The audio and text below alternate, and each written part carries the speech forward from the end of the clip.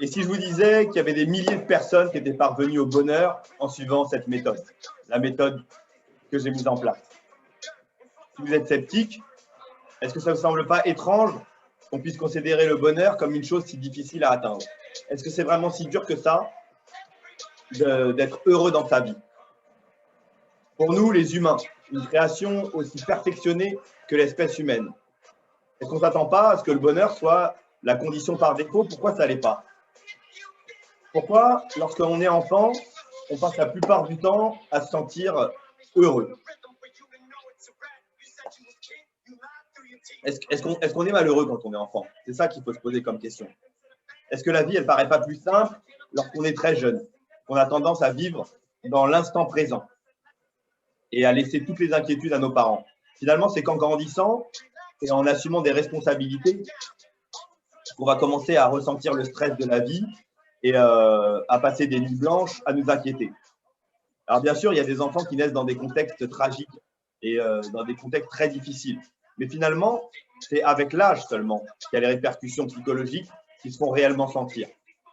Donc, nous, en tant qu'adultes, on ne devrait pas tant s'inquiéter. Pourtant, on ne peut pas s'en empêcher. Et finalement, oui, c'est plus facile à dire qu'à faire, mais à chaque fois qu'on essaiera de moins s'inquiéter, finalement, c'est ça qui va nous stresser encore plus. Et pourquoi? Parce qu'on est prisonnier de notre mode de pensée. Et oui, on réagit aux aléas de la vie sans savoir comment changer. Et on ne voit plus les choix qui s'offrent à nous. Alors qu'on a toujours le choix. Et ça échappe à notre contrôle. Mais finalement, on a le choix d'être heureux. Pourquoi on a le choix d'être heureux? Parce que ce n'est pas la conséquence des choses qui arrivent autour de nous dans notre vie, qui échappent à notre contrôle, qui doit nous rendre malheureux. C'est la façon dont nous, on réagit à ces changements de circonstances. Et ça, on a toujours le choix de voir comment on perçoit les choses autour. C'est notre choix.